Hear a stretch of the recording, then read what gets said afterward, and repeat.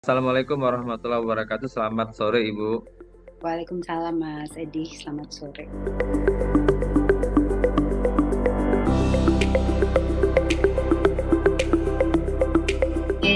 Kalau begitu saya akan bicara tentang definisi ya, Mas ya. Definisi dari psikologi itu sendiri sebetulnya adalah ilmu tentang perilaku.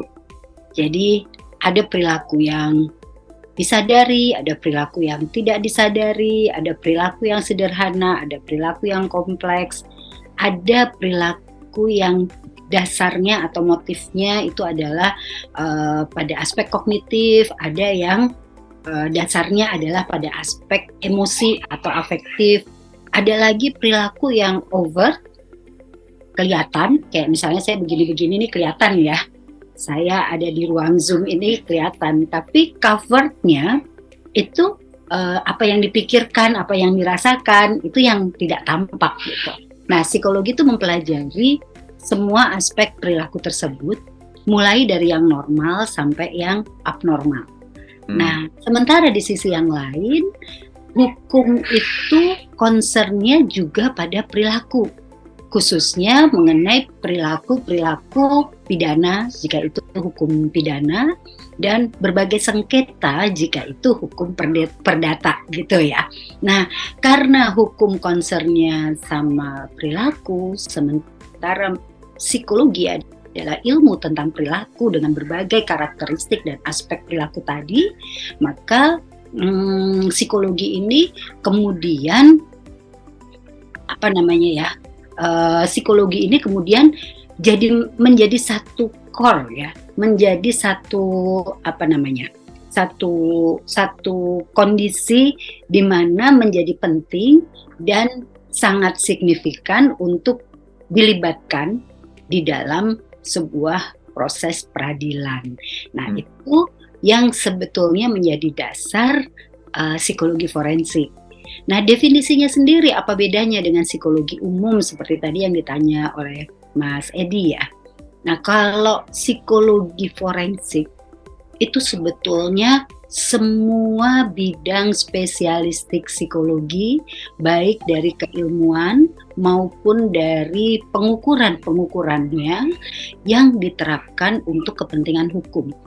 Itu definisi dari American Psychological Association dan juga dari Asosiasi Psikologi British ya. Jadi definisinya itu juga seperti itu.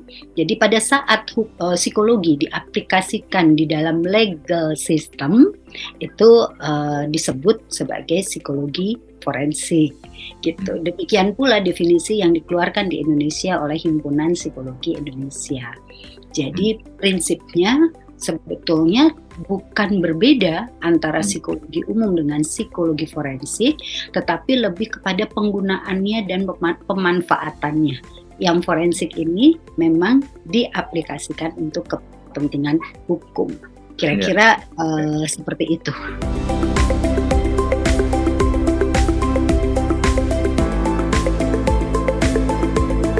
Kalau dalam tataran internasional, sebetulnya psikologi forensik ini baru mendapatkan pengakuan dari APA, American Psychological Association itu tadi di tahun kurang lebih tahun sebentar ya, aku agak tahun 2001-an ya. Jadi belum terlalu lama kalau kita lihat ya.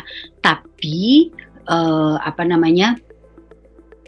penelitiannya sudah cukup lama sejak sejak didirikannya laboratorium psikologi di Jerman itu gitu. Jadi baru diakui memang secara resmi itu tahun 2001. Kalau risetnya sudah dimulai sejak lama. Nah, aspek yang paling penting dari psikologi forensik ini adalah kemampuan di dalam melakukan assessment psikologi terhadap pihak-pihak ya yang sedang berhubungan atau berkaitan atau berhadapan dengan hukum begitu. Jadi bagaimana memberikan satu pemahaman dari aspek psikologi kenapa ada perilaku yang sekarang dituduhkan, disangkakan atau didakwakan itu gitu. Dan karena kan kalau di dalam hukum itu pada saat peristiwa pidana itu terjadi, nggak ada orang yang berada di situ kan. Semua aparat hukum tidak secara langsung berada di tempat itu. Maka ahli di sini, ahli psikologi forensik, itu biasanya menarik mundur ya untuk mempelajari, untuk memberikan fungsi understanding di mana hakim di sini disodori atau diberikan ya hasil assessment psikologi agar hakim dapat memahami dari aspek psikologi atau aspek perilaku. Selain fungsi understanding juga ada fungsi prediction.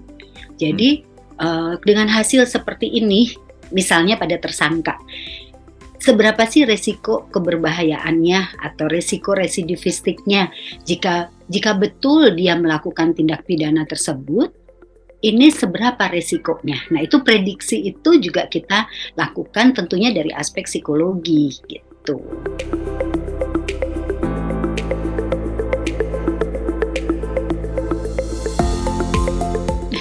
Semua kasus menarik, Mas, karena pada setiap kasus itu kita pasti temukan keunikan-keunikannya.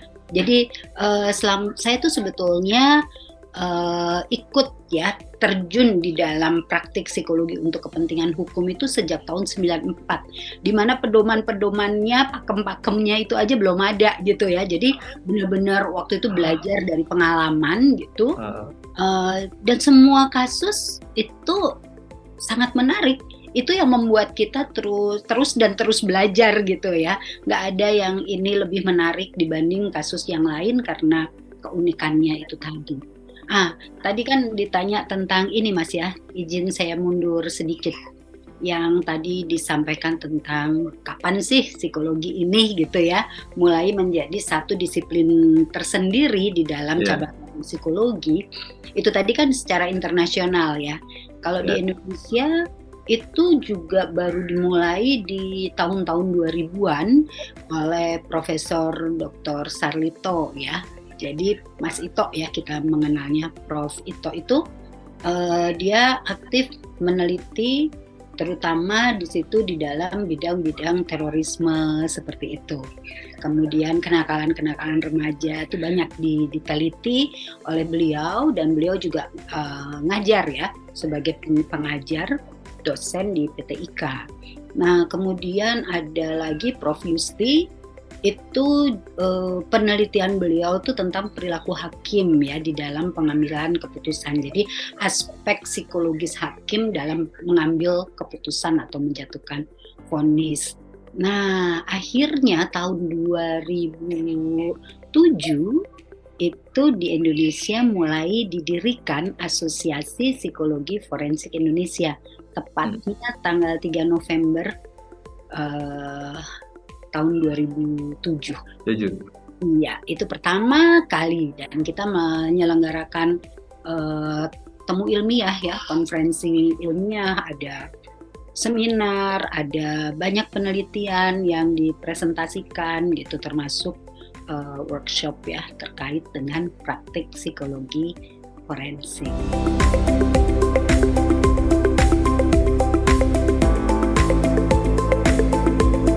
Jadi waktu itu pertama polisi menerbitkan surat permintaan kepada APSIFOR, Asosiasi Psikologi Forensik itu biasa disingkat dengan APSIFOR ya.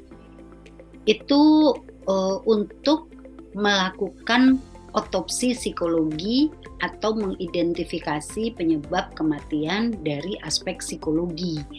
Karena tentunya kasus ini kan menyedot perhatian luar biasa ya dari masyarakat, dari banyak pihak, tidak hanya di Indonesia tetapi juga di luar gitu ya, internasional gitu. Jadi karena kasusnya ini viral mendunia, dianggap sebagai sesuatu yang unik, muncul banyak spekulasi di luar tanpa mendasarkan pada penelitian atau data-data. Nah, maka pada waktu itu diputuskan oleh Ditreskrimum ya untuk melibatkan Asosiasi Psikologi Forensik Indonesia untuk melakukan otopsi psikologi, sementara ada dari bidang keahlian lain itu laboratorium forensik, kemudian ada juga dari dokter forensik yang memeriksa secara medik tentunya, dan ada lagi sosiolog agama gitu. Nah, kita semuanya masing-masing bekerja sesuai dengan kaidah keilmuannya masing-masing, sesuai dengan standar keilmuannya masing-masing gitu ya. Nah, baru kemudian kita lakukan conference, ternyata hasilnya bersesuaian gitu. Nah, kalau dari kami sendiri, dari Asosiasi Psikologi Forensik, itu kita membentuk tim 7 orang anggota timnya. Nah, anggota tim yang banyak ini, kemudian kita bagi-bagi tugas, karena kan ini dituntut cepat ya, sementara menganalisis psikologi itu barang yang nggak kelihatan ya. Kalau fisik itu kan sesuatu yang bisa diraba dan dipegang gitu ya. Jadi kami butuh orang yang juga banyak agar pengambilan data itu bisa cepat. Dari 7 orang itu kita bagi-bagi tugas, ada yang ke TKP, mempelajari TKP, karena TKP itu juga bicara banyak tentang orang atau peristiwa yang berhubungan dengan orang-orang yang ada atau hidup di TKP tersebut gitu ya. Jadi ada 2 teman untuk ke TKP, observasi TKP, identifikasi TKP, sampai kemudian nantinya itu kita bersama-sama melakukan analisis TKP gitu. Nah, kemudian selain TKP, kita juga mempelajari bagaimana situasi 4 orang ini pada saat pertama kali ditemukan gitu. Jadi posisi jenazahnya, kemudian apa di sekitar jenazahnya seperti itu ya. Itu kita juga amati untuk kita bisa lakukan interpretasi gitu ya terhadap 4 jenazah dengan TKP-nya. Nah, selain itu kita juga menganalisis beberapa barang bukti yang diambil dari TKP di kepolisian ya, karena sudah diambil begitu kita meneliti satu persatu dari barang-barang bukti itu, dan kita juga melakukan wawancara yang bersifat penelitian retrospektif gitu ya, menarik mundur kehidupan dari 4 orang itu semasa mereka belum meninggal dunia. Nah, itu untuk apa? Untuk kami bisa menelaah apa sih yang terjadi melalui pola kepribadian masing-masing 4 orang ini yang sudah ditemukan meninggal dunia.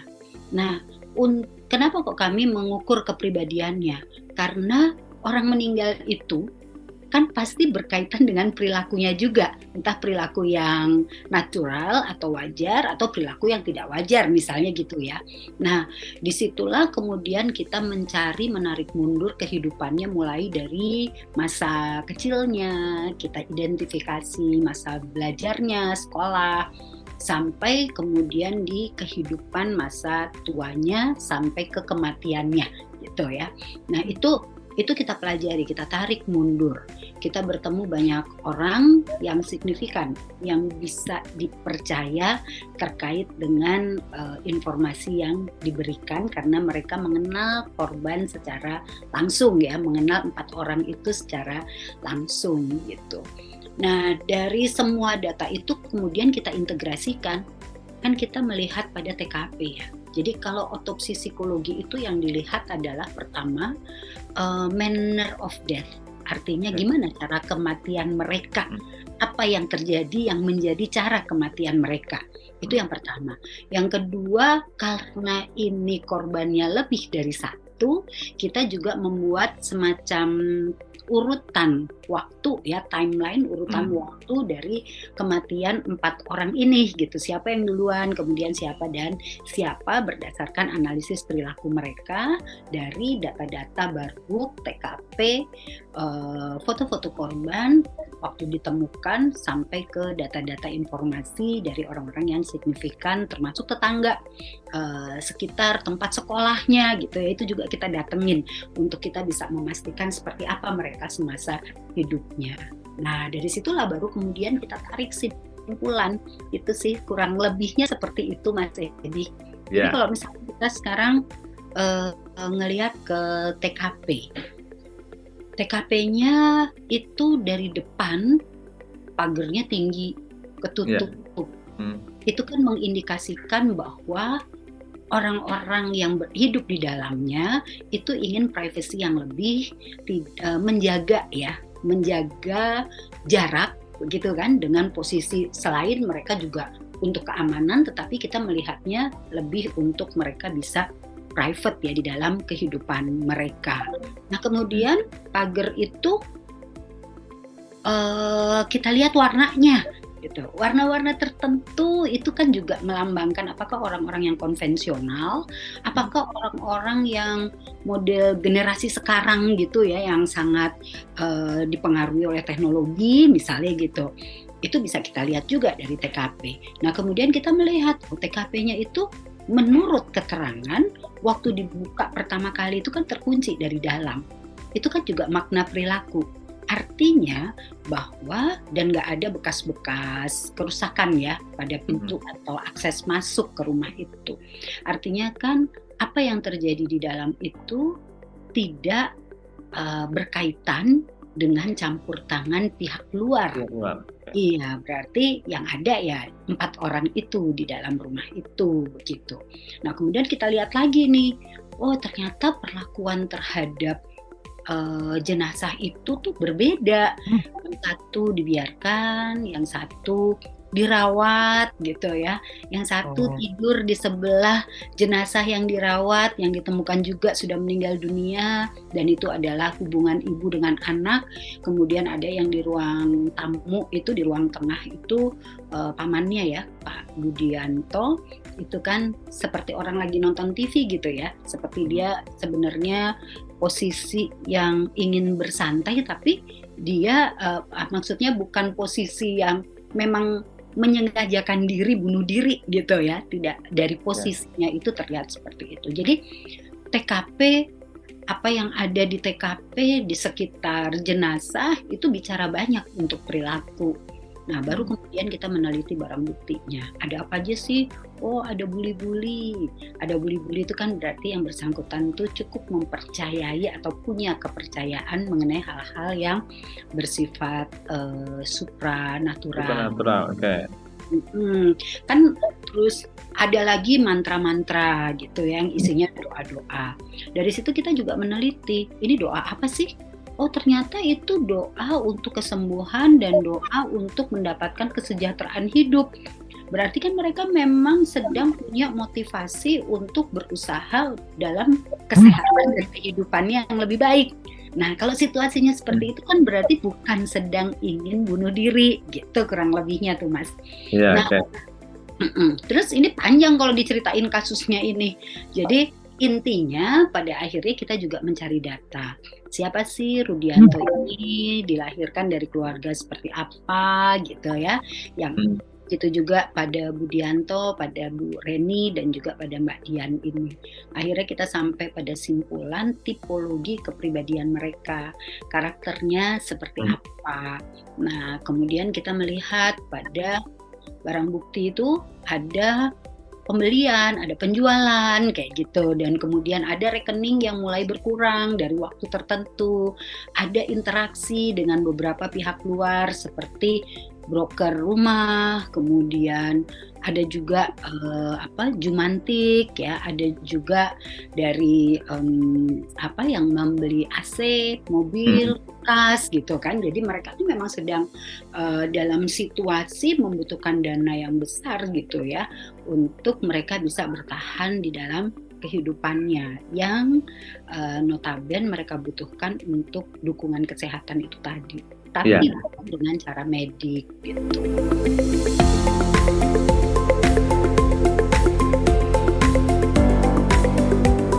Dalam hal manner of death-nya, Cara menyerap, oke. pembuktian mereka, kita tidak jumpai data yang signifikan, petunjuk yang signifikan bahwa ini adalah pembunuhan, bahwa mereka dibunuh.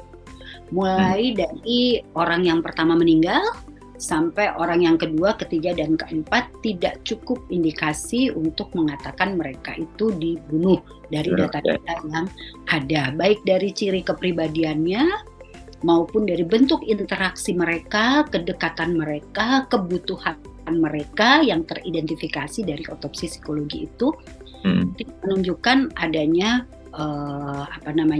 satu cara kematian karena dibunuh lain, baik dari luar maupun dalam keluarga itu yang berempat itu.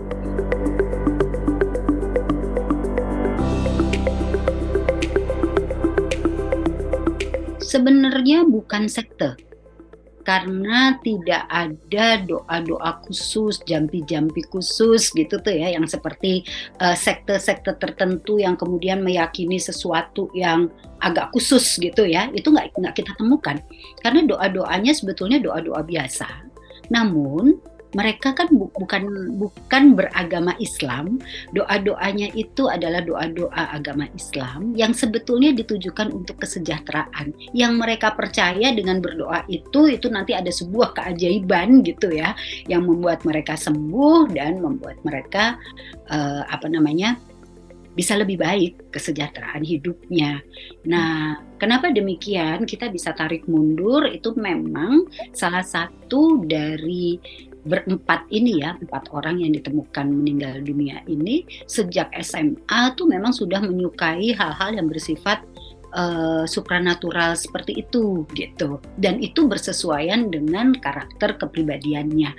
Nah, satu orang anggota ini kemudian bisa mempengaruhi yang lain untuk mengikuti caranya dia. Oke, Pak B ya. Pak Budi ya, oke. Dan itu bukan sesuatu yang salah, karena banyak kan dari kita juga masih percaya kok dengan hal-hal sifatnya kayak ke makam yang dianggap keramat ya, sesuatu yang sebetulnya banyak lah dilakukan gitu ya, hanya memang ini mempercayai itu bisa menjadi mengubah kehidupan gitu ya. Tidak dijumpai satu afiliasi ke aliran unik sekte tertentu gitu tuh nggak ada, tidak dijumpai bukti-bukti ke arah sana, data-data tidak bersesuaian ke arah sana. Jadi tidak ada juga paham apokaliptik yang menjadi spekulasi isu ya di masyarakat. Karena kalau apokaliptik itu kan berarti dia meyakini dunia akan berakhir, sehingga mereka nggak berpikir duniawi lagi. Nah, sementara keempat orang ini masih ada barang yang dijual, masih ikut vaksin, masih beli makanan. Nah, itu kan menunjukkan bahwa masih jual-jual barangnya untuk kebutuhan makan. Itu kan menunjukkan bahwa apokaliptik itu menjadi jauh gitu.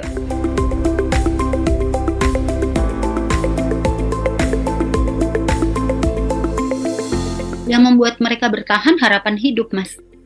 Harapan hidup namun dengan cara yang itu tadi, yang lebih berharap instan, karena di sini mereka percayai kalau Tuhan tuh pasti tinggal kun fayakun gitu kan.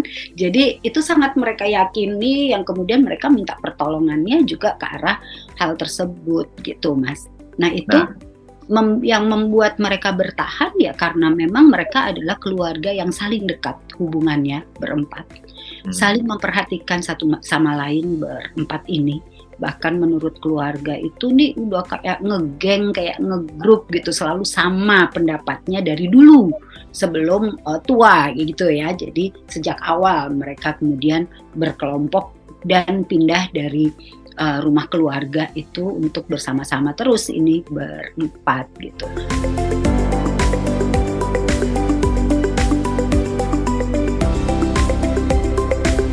Kalau dengan keluarga Pak Rudi dan Pak Budi dengan Pak Budi ini kan kakak adik kandung ya.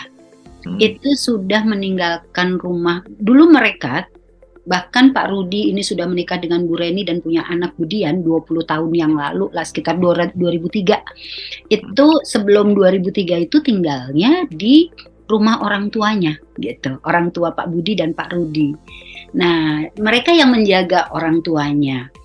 Kemudian keluarganya kan satu persatu pindah ya, karena yang satu udah menikah keluar, yang satunya lagi menikah keluar. Nah, tinggallah kemudian yang menjaga kedua orang tua itu adalah Pak Budi, Pak Rudi dengan Bu Reni dan Mbak Dian ini. Nah, tahun 2003 setelah kedua orang tuanya meninggal, sebetulnya sebelum 2003 kalau kita lihat dari sertifikat tanah hak miliknya Bu Reni itu dari tahun 97. Ya, jadi dari tahun 97 mereka udah beli. Mereka juga udah mulai kayak taruh bantal lah di sana, tapi belum betul-betul tinggal. Nah, 2003 setelah bapak ibunya meninggal, itu kemudian pindah ke Kalideres gitu. Jadi udah 20-an tahun itu waktu mereka pindah itu kita mengidentifikasi memang ada satu perasaan tidak nyaman ya, gimana Pak Budi dan Pak Rudi ini seperti merasa bersalah karena mereka yang tunggu bapak ibunya, tapi bapak ibunya meninggal karena jatuh di kamar mandi kan secara bergantian itu. Jadi mereka makin menyendiri, mengalienasi diri, tidak ada kontak sampai meninggalnya sejak tahun 2003 itu gitu. Yang terakhir mereka kontak itu ya waktu penjualan rumah warisan dibagi bersama gitu.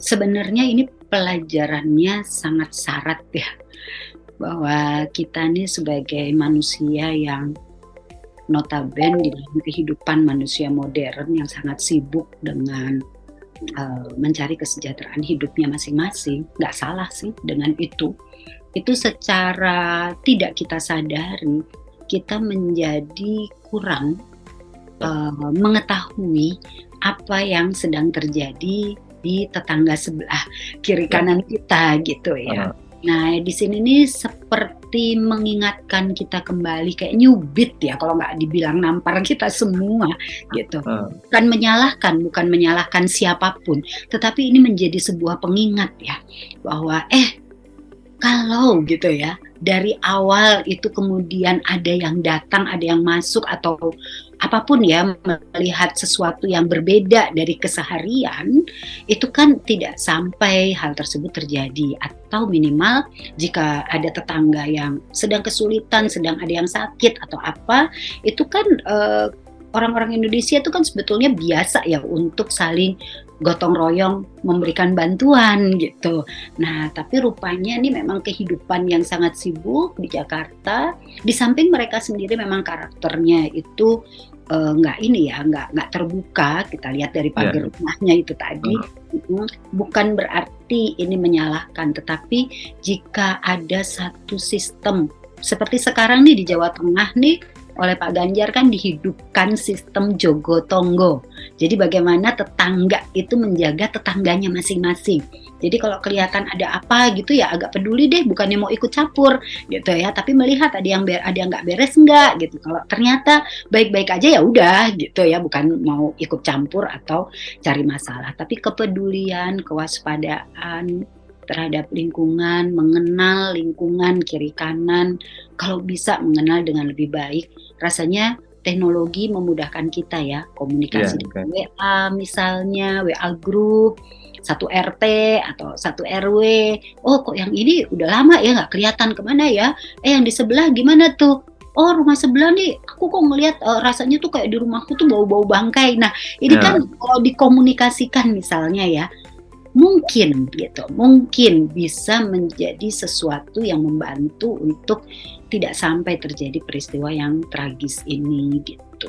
Sebetulnya RT-nya cukup komunikatif, tapi itu tadi belum ada satu sistem gitu ya yang membuat mereka itu terhubung satu dengan yang lainnya sehingga menyadari lebih awal terjadinya sesuatu. Justru Pak RT dan tetangga tuh banyak yang mengira, banyak ya, nggak semua.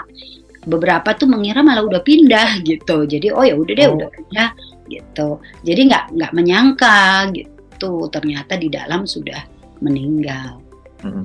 Nah,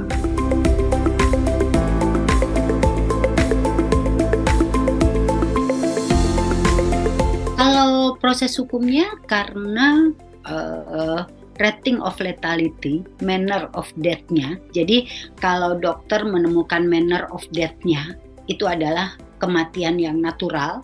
Di situ disebabkan ternyata pada Rudy, pada Reni, pada Budi, dan pada Dian itu memang ibu dan bapak itu memang ada penyakit.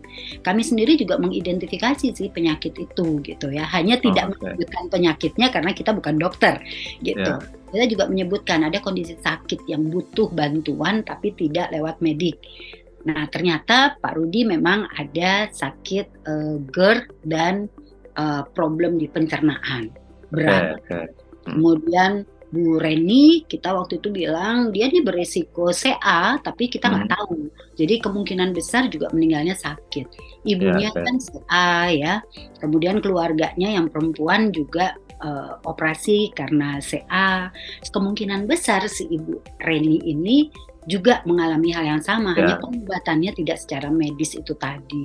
Kemudian seperti Budi ini sudah 2 orang yang dia sayangi kemudian meninggal, yang selama ini saling menguatkan, akhirnya kan dia menjadi orang yang dewasa, yang paling tua, yang juga harus melindungi Dian kan. Jadi dia berusaha habis-habisan dengan menjual berbagai barang-barangnya juga gitu. Tapi karena dia hidup dengan mayat, mungkin stres juga ya dengan situasi itu, di mana sumber daya finansial udah makin menurun dan nggak ada penghasilan yang masuk. Stresor psikologis ini berpotensi untuk memicu kondisi penyakit tertentu. Dan ternyata ini sesuai dengan hasil pemeriksaan dokter bahwa Pak Budi ini memang kena serangan jantung, jadi meninggalnya karena serangan jantung. Jadi itu. Nah, sementara Budian ini karena kenapa kok Bu Reni ini nggak dimakamkan? Karena memang Budian ini sangat dependen kepada ibunya, jadi deny ya terhadap kematian ibunya. Ada pathological grieving di situ, di mana dia membangun satu keyakinan bahwa ibunya itu masih hidup, padahal dia tahu itu sudah meninggal. Maka dia rawat sedemikian rupa.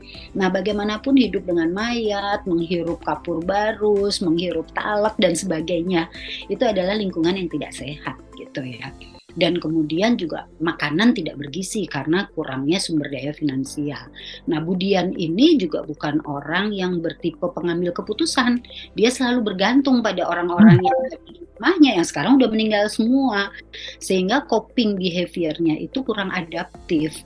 Jadilah dia tetap nggak kepingin meninggal atau bunuh diri karena dia masih membersihkan rumah, menata rumah. Rumah itu ditemukan ya pertama kali itu dalam kondisi memang ini dibersihkan terus gitu. Jadi rapi ya, tertata rapi, kalender juga masih disobekin sama dia gitu. Nah, di depan itu sampai tanggal 22 Oktober. Yang di belakang itu sampai tanggal 4 Oktober gitu. Ini kan menunjukkan waktu-waktu kematian mereka ya, patut diduga ke arah sana. Jadi kita memang menghasilkan rating of lethality dari keempat orang itu melalui otopsi psikologi. Kemudian kita juga menghasilkan urutan waktu kematian berdasarkan perilaku mereka dan juga kerentanan psikososial yang mengakibatkan mereka berperilaku yang fatal sampai ke kematiannya. Itu yang kita dapatkan kemarin dan memang bersesuaian dengan hasil lab-4, laboratorium forensik, dokter forensik dan juga sosiolog agama. Nah, karena ditemukan seperti itu, tindak lanjutnya bagaimana? Artinya ditemukan simpulan yang mengarah pada kematian yang natural. Jadi wajar, memang situasinya tidak wajar dan tidak dijumpai adanya pembunuhan, bunuh diri seperti itu ya, sehingga oleh Ditreskrimum dianggap tidak ada cukup data terkait dengan perilaku pidana di dalamnya, maka case close gitu Mas. Iya, nggak kata Pak Dir itu, Pak Hengki ya, di Treskrimum itu, Dir Reskrimum, kalau seperti itu hasilnya tidak cukup bukti atau dianggap dinyatakan ya, bukan dianggap, dapat disimpulkan bahwa tidak ada tindak pidana di dalamnya.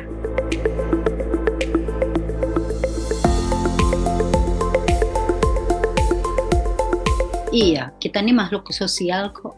Mungkin sekarang tetangga kita yang butuh kita, satu saat mungkin kita yang butuh mereka gitu ya. Dan itu kan mulai bukan karena tidak mau, tapi karena kesibukan, waktu habis di jalan yang begitu macet setiap harinya. Kemarin habis COVID yang membuat kita terjaga jarak itu tadi gitu ya. Jadi memang ada situasi yang bertumpuk di mana keadaan sosial itu menjadi kurang perhatian di situ gitu ya. Bukan berarti tidak memperhatikan, tapi memang situasi kondisi. Nah ini yang menyadarkan kita, seperti menampar kita ya, untuk kayaknya perlu deh ada sistem di dalam bangunan sosial kehidupan di masyarakat terkecil kita ya, yang di keluarga, kemudian di tetangga begitu, untuk ada satu ketahanan juga, ketahanan sosial di situ gitu, yang saling ada kepedulian dan melindungi satu sama lain.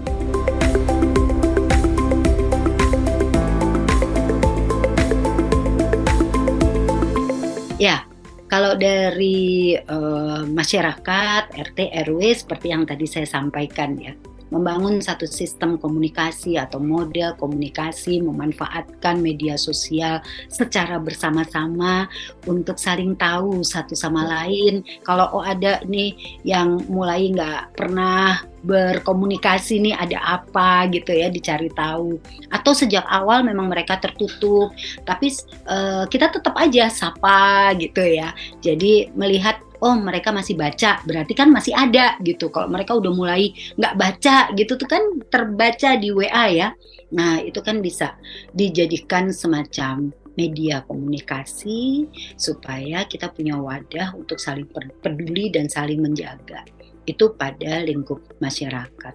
Kalau pada kepolisian tentunya di sini polisi juga di dalam bimasnya ya, bimbingan masyarakatnya juga perlu untuk terus mensosialisasikan pentingnya kehidupan bersosial.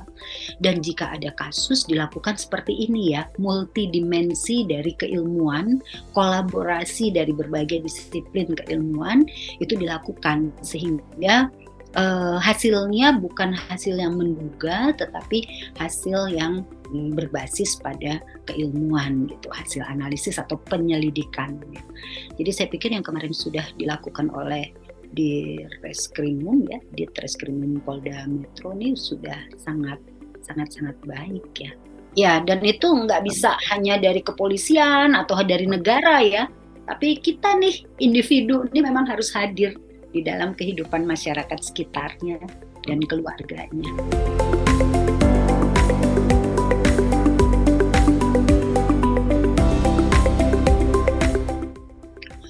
Bahwa kalau yang di-share ke publik ya, itu lebih kepada bahwa kejahatan itu bisa terjadi pada siapa saja. Dan ternyata siapa saja bisa menjadi pelaku kejahatan. Nah, di sini lagi-lagi jika ada pengawasan di lingkup sosial terkecilnya, tetangga, antar tetangga ya, kehidupan sosial yang dalam lingkungan yang dekat, yang kecil, itu akan bisa menjadi prevensi. Dan kemudian kita juga perlu untuk mengetahui apa sih strateginya di dalam kehidupan ini, karena setiap orang bisa jadi korban tindak pidana, berarti kita harus punya alertness juga gitu ya, untuk tidak memposisikan diri kita atau sengaja atau tidak sengaja berada di dalam posisi yang rentan gitu. Jadi rentan menjadi korban gitu, atau bahkan rentan menjadi pelaku. Contohnya ya, kayak misalnya ada siskamling gitu, itu kan sebetulnya itu prevensi untuk tidak ada anggota masyarakat yang menjadi korban. Nah, kemudian kan kita perlu lihat seberapa pedulinya kita dengan sistem keamanan lingkungan itu gitu. Nah, baiknya ayolah kita semua berperan serta untuk menjaga diri kita untuk tidak menjadi korban dan menjaga diri kita untuk tidak menjadi pelaku. Karena secara psikologi itu siapa aja bisa jadi korban, siapa aja bisa jadi pelaku, terutama jika ada situasi, kondisi yang mendukung untuk kita jadi korban atau kita jadi pelaku gitu. Jadi perlu nih masyarakat itu mengetahui kerentanannya masing-masing dan kemudian membuat kerentanan itu menjadi tidak terlalu berisiko gitu.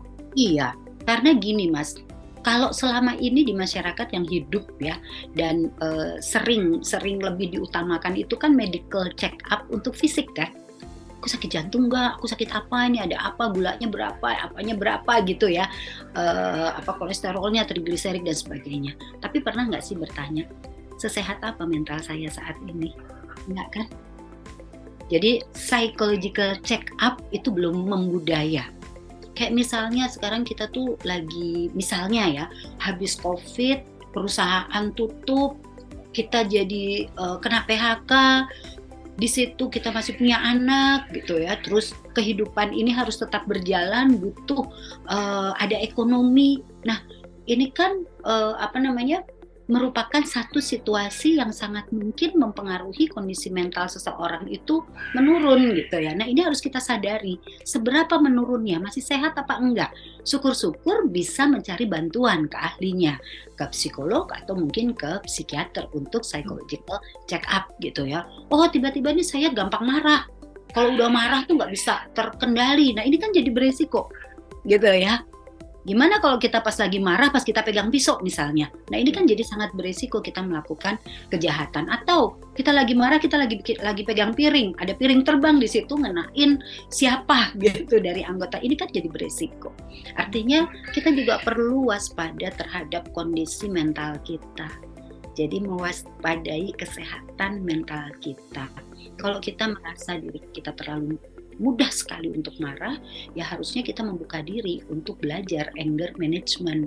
Tapi kalau kita nggak pernah tahu itu, kita cuek aja dengan kondisi itu, padahal itu adalah kondisi mental yang bisa meningkatkan risiko gitu ya. Nah, ini kan menjadi tidak melakukan apa-apa. Jadi baiknya kita juga mulai peduli pada kesehatan mental kita. Kalau konteksnya psikologi forensik itu untuk mengurangi kerentanan kita menjadi korban atau kerentanan kita menjadi pelaku. Nah di psikologi forensik itu ada 3 sebetulnya. Yang satu psychology in law.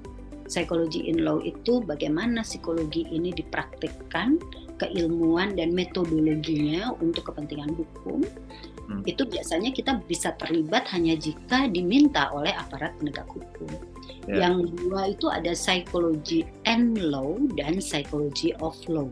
Yang banyak kita mengkaji tentang efektivitas proses hukum, meneliti tentang pelaku hukum, meneliti tentang undang-undangnya, kayak gitu tuh juga termasuk di dalam ranah psikologi forensik. Iya. Jadi kalau ada sesuatu yang seperti ini nih, baiknya kita tingkatkan empati kita, bukan malah berebut komentar yang spekulatif yang bikin keluarga menjadi nggak nyaman gitu, padahal belum tentu benar. Nah itu yang perlu untuk dijaga ya. Iya, juga kalau dipanggil menjadi komentator itu juga kita ikut empati gitu. Kalau kita ngomong begini nih, kira-kira keluarga akan bagaimana gitu kan? Iya betul. Kita juga mempertimbangkan orang lain yang terkait.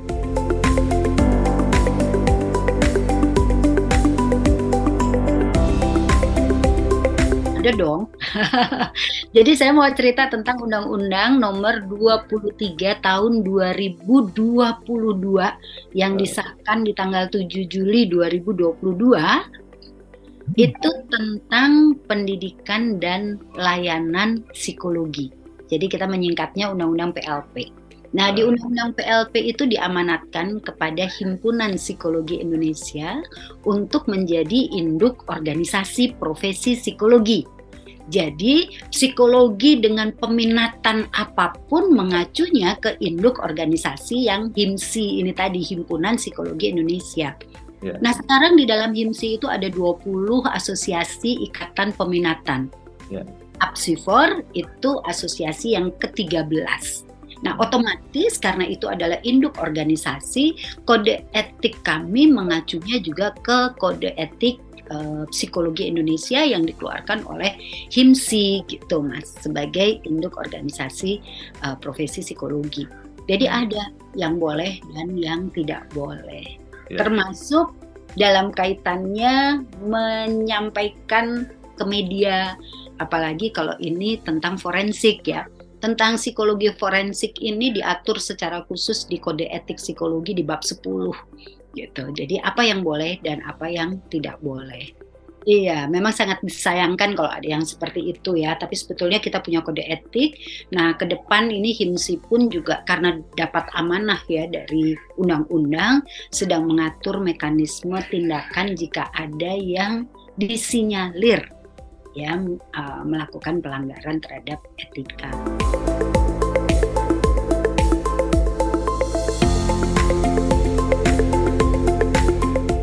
Boleh berkomentar tetapi bukan menjadi sesuatu yang pasti ya. Tetapi dari sisi keilmuan kan pasti ada probability ya. Nah, itu kemungkinan pertama apa, kedua apa, ketiga apa, berdasarkan analisis apa, itu sih oke. Artinya kita tidak ngejudge ya. Lo betul-betul melakukan pemeriksaan dan mendapatkan hasilnya. Betul, supaya tidak terbentuk opini yang kemudian bisa menyesatkan ya.